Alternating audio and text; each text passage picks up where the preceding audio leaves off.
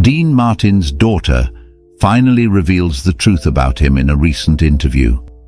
Dean Martin, a household name in the world of entertainment for close to half a century, was celebrated not only for his exceptional singing and comedic talents, but also for his iconic partnership with Jerry Lewis and his memorable roles in timeless films.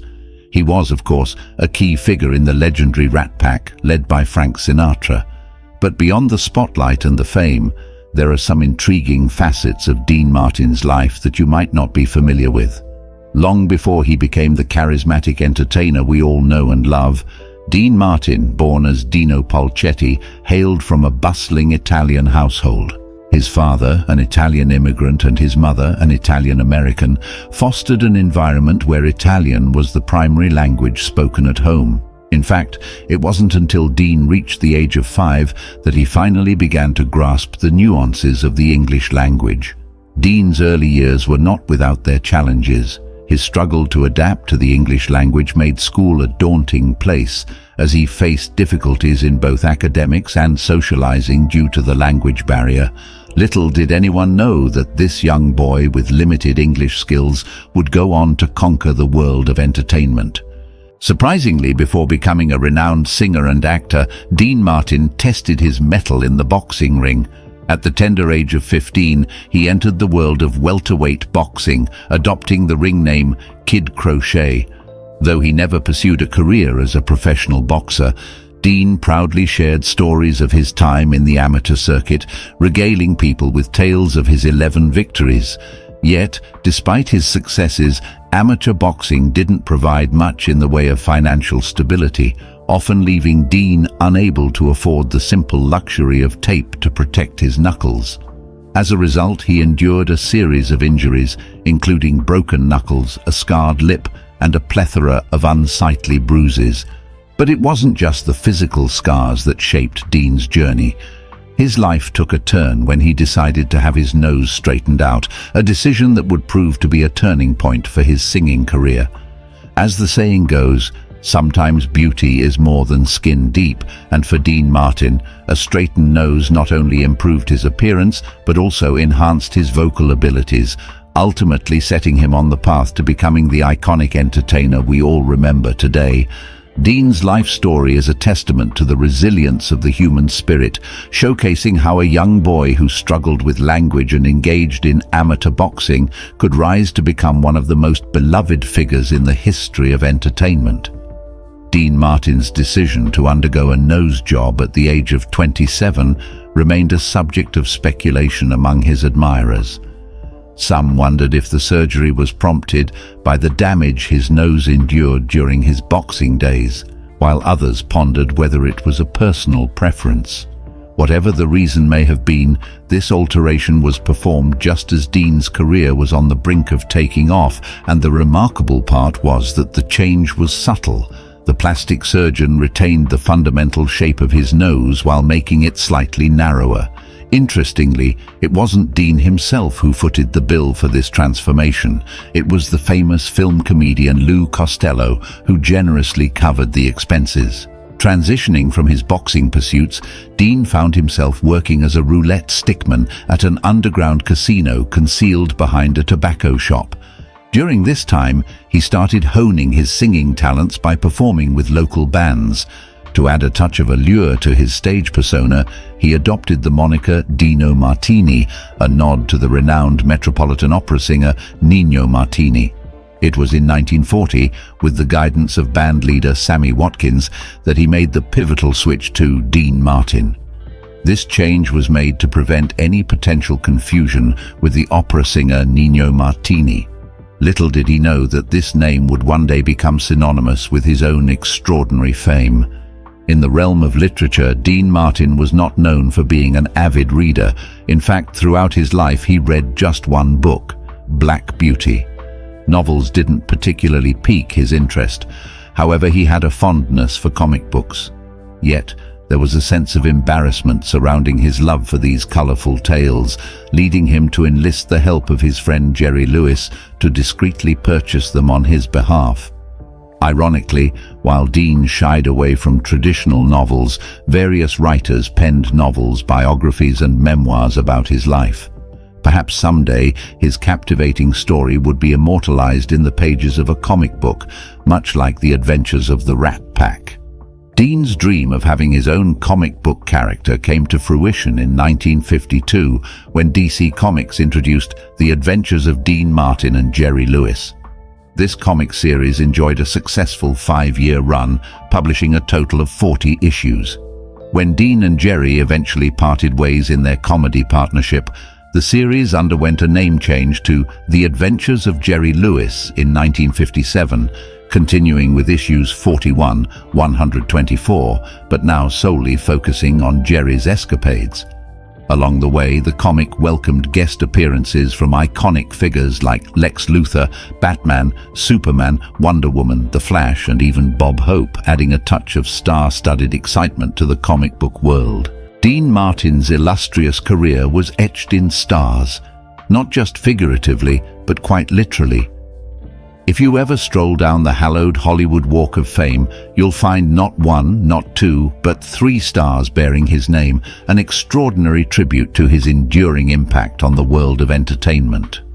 The Hollywood Walk of Fame, an iconic stretch that spans 15 blocks of Hollywood Boulevard and 3 blocks of Vine Street in the heart of Hollywood, is a testament to the glitz and glamour of the entertainment industry. It boasts an impressive ensemble of 2,600 stars set into the sidewalk, each dedicated to a diverse array of personalities: actors, musicians, musical and theater groups, directors, producers, and even beloved fictional characters who left an indelible mark on the world of entertainment. What makes Dean Martin's legacy truly exceptional is the fact that he earned not 1 but 3 stars on this hallowed walkway, a distinction that sets him apart. While most individuals are fortunate to receive a single star, Dean's triple star status speaks volumes about his multifaceted talents and wide-ranging contributions. Among these stars, one is dedicated to his accomplishments in the realm of television, bearing an emblem that pays homage to the bygone era of the classic TV with rabbit ears, an emblematic symbol of the golden age of television entertainment. Another star commemorates his prowess as a singer, featuring a depiction of a phonographic record, which serves as a timeless symbol of his remarkable vocal talents. But what makes this star all the more special is its connection to Jimmy the Greek Snyder, a cherished childhood friend of Dean Martin. Dean and Jimmy shared not only a hometown, Steubenville, Ohio, but also a deep-seated camaraderie. They were introduced to the world of gambling at a tender age, immersing themselves in the underground betting scene.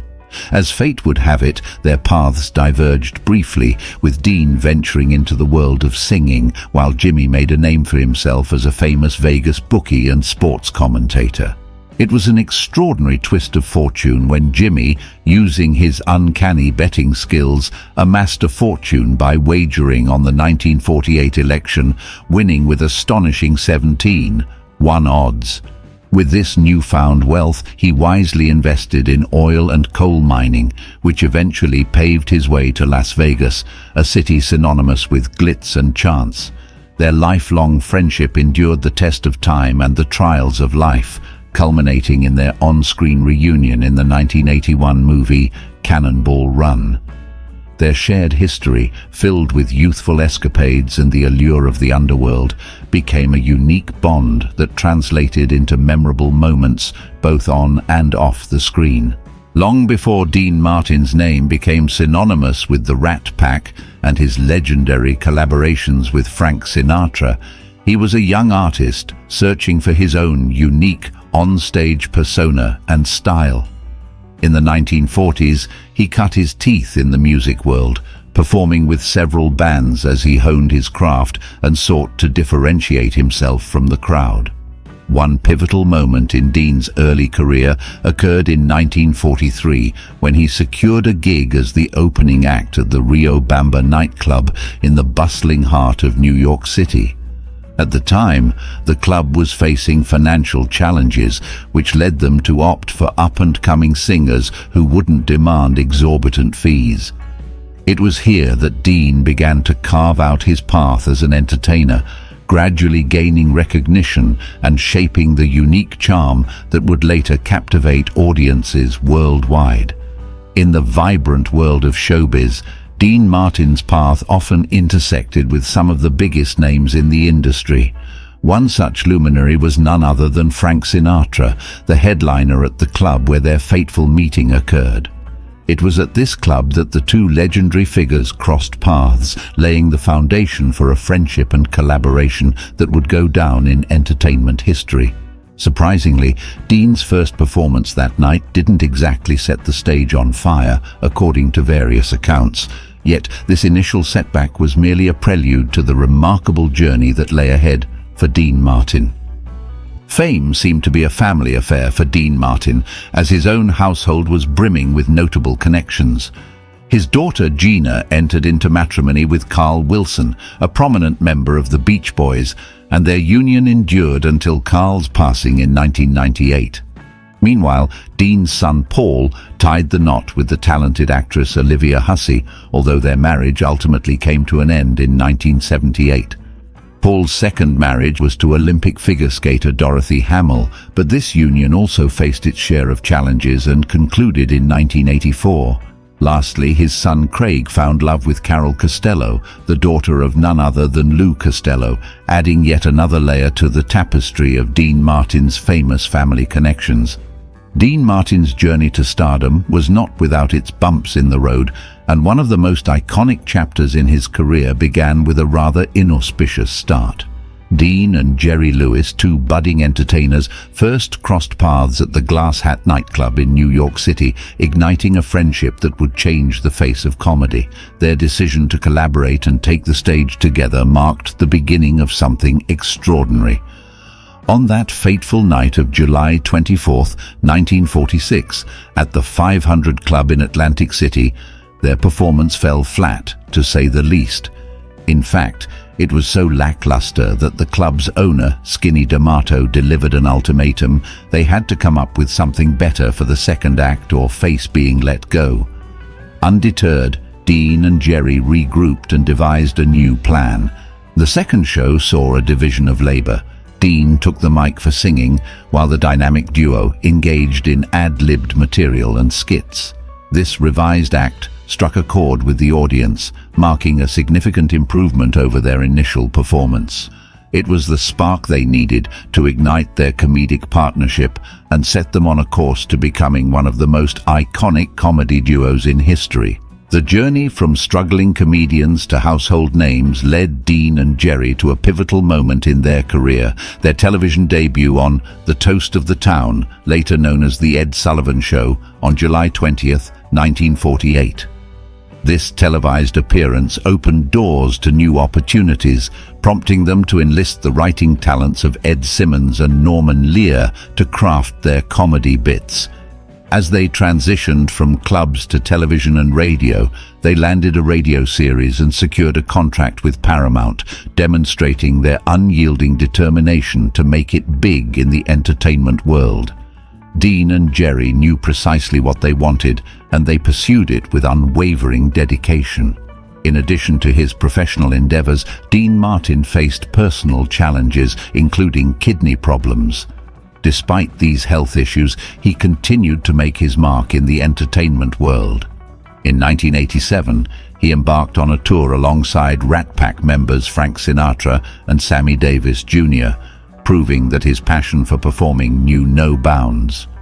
Dean Martin's enduring legacy shines as a testament to his resilience and unwavering commitment to entertaining audiences throughout the decades.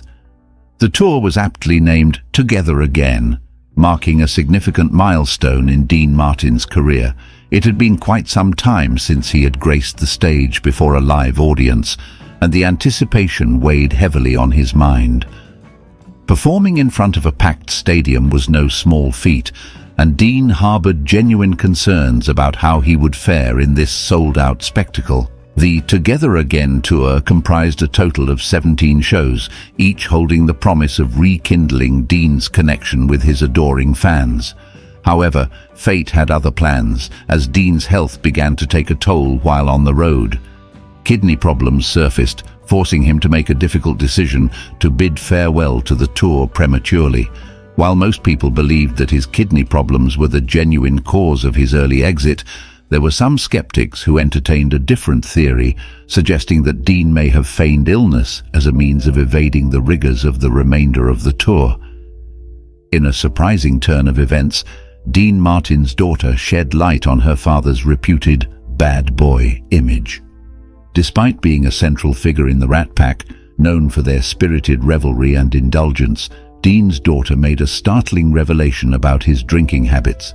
Contrary to popular belief, she asserted that when her father appeared to have a drink in hand on stage or while hanging out with friends, it was nothing more than harmless apple juice.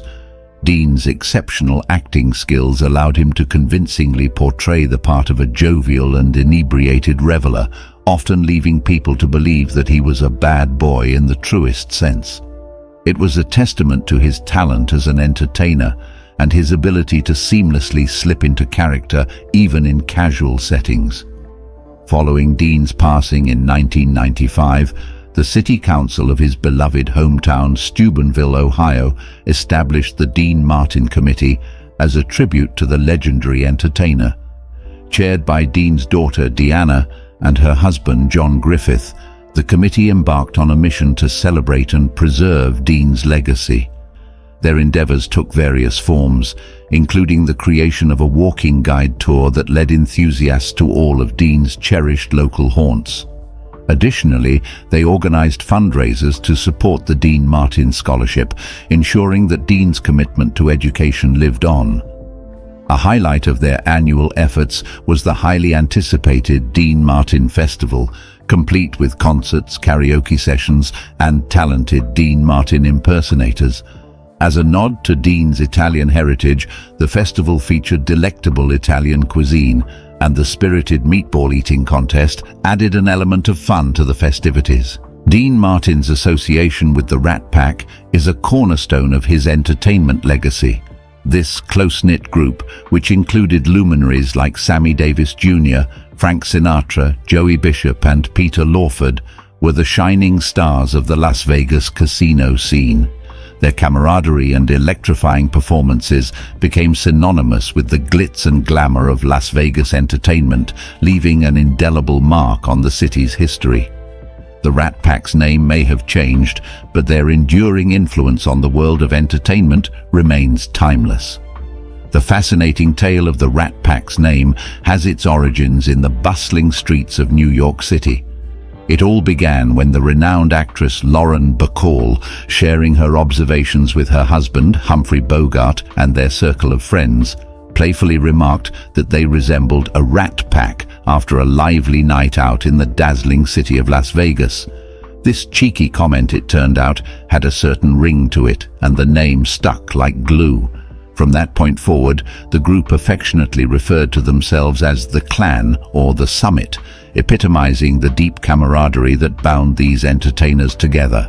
What set the Rat Pack apart, aside from their undeniable talent, was the unwavering support they showered upon one another. When a member of the Rat Pack took center stage for a performance, the rest of the group would rally behind them, much like a close-knit circle of friends. This ritual became so ingrained in their dynamic that it was almost expected that one or more members would make an appearance on stage before the night's end. When Dean Martin, for instance, took to the stage in vibrant Las Vegas, the marquee would often read, "Dean Martin, Baby Frank, Maybe Sammy." This was a testament to the profound friendship that extended both on and off the spotlight, creating an atmosphere of camaraderie that was truly heartwarming.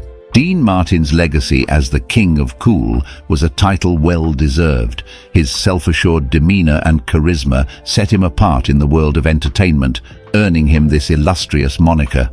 The story of how this nickname came to be is equally enchanting. Dean's daughter, Deanna, fondly recalls the moment she first heard her father being referred to as the King of Cool. What made this moment even more special was that it came from none other than the legendary King of Rock and Roll himself, Elvis Presley. Elvis idolized Dean Martin and made it known to Deanna when they first crossed paths. To her amazement, a colossal star like Elvis thought her dad was the epitome of cooler sentiment that warmed her heart and filled her with immense pride. In a remarkable twist of music history, Dean Martin found himself in the position of toppling the Beatles from their reigning perch on the Billboard Top 100 chart. Dean's daughter Deanna vividly remembers a phone call from her father urging her and her sisters to listen to a band he had discovered. The band turned out to be none other than the Beatles, with their infectious songs dominating the charts. Yet nobody could dethrone them until Dean Martin entered the scene with his timeless hit, Everyone Loves Somebody. This chart-topping song remarkably displaced the Beatles' A Hard Day's Night from its coveted first-place position, a feat that even Elvis and Frank Sinatra couldn't achieve. When the song reached number 1, Dean sent a telegram to both Elvis and Frank with a succinct message that read, "I did it." Amid the glitz and glamour of the entertainment world, there were aspects of Dean Martin's personal life that remained hidden from the public eye. One such revelation was his intense claustrophobia, a fear of enclosed spaces that he kept well guarded. When Dean stayed in hotels, he would meticulously book rooms on the lowest floors, preferring to navigate the stairs over the confining elevator, which he humorously referred to as coffins. This personal quirk added a touch of humanity to the larger-than-life persona of the man known as the King of Cool, revealing a vulnerability that few had the privilege of witnessing. One memorable anecdote about Dean Martin highlights his determination and resourcefulness. There was an occasion when he faced an elevator that refused to cooperate, leaving him with no choice but to embark on a challenging adventure. With unwavering resolve, he decided to hike up a staggering 18 flights of stairs to reach his destination. It was a feat of sheer determination, a testament to his grit when faced with unexpected obstacles. Little did he know that this seemingly unconventional decision would prove to be surprisingly effective. Dean Martin's influence as a performer extended not only to his fans, but also to his own family, particularly his daughter, Deanna Martin. The spark that ignited her own passion for the stage was kindled the first time she witnessed her father's captivating presence under the spotlight. She was enamored by his melodic voice and his ability to bring laughter to the faces of his audience. This admiration led her to an earnest desire to learn from the very best, her father. With this goal in mind, Deanna approached none other than Frank Sinatra, a legendary figure in the world of music. She sought his guidance to unlock the secrets of singing, hoping to follow in her father's footsteps. Frank Sinatra, known for his vocal prowess, graciously accepted the request and shared his insights with Dean's daughter. He explained the technique of singing, emphasizing the importance of pushing from the diaphragm and having a keen sense of pitch. However, when Deanna asked if her father employed the same method, Frank Sinatra delivered a surprising response. He revealed that Dean, in his inimitable style, had his own unique way of doing things and often operated on instinct rather than strict vocal techniques. Dean Martin's foray into the world of cinema began with his first solo movie, 10,000 Bedrooms, in 1957. In this film, he portrayed the character Ray Hunter, a wealthy hotel magnate who embarks on a journey to Rome in pursuit of another property. However, despite the anticipation surrounding Dean's solo venture, the film failed to resonate with audiences and turned out to be a box office flop. According to reports from MGM, the movie grossed a modest $955,000 in the United States and $750,000 in Canada, ultimately resulting in a substantial loss of $1.19 million. A critic even went so far as to suggest that the movie deserved a place in history as Dean Martin's initial solo effort without Jerry Lewis, and it was a near-catastrophic blow to his career. Foreign audiences also played a significant role in Dean Martin's career trajectory. His charismatic appeal transcended borders, and he enjoyed a global fan base. Dean's magnetism wasn't confined to the United States. It resonated with people from all corners of the world, making him a beloved figure on the international stage. His music and performances transcended language barriers, and his impact as an entertainer reached far beyond his home country, solidifying his status as a true international sensation. Thanks for watching, guys. Make sure to subscribe to the channel and click here for more interesting stories about celebrities from Hollywood's golden age.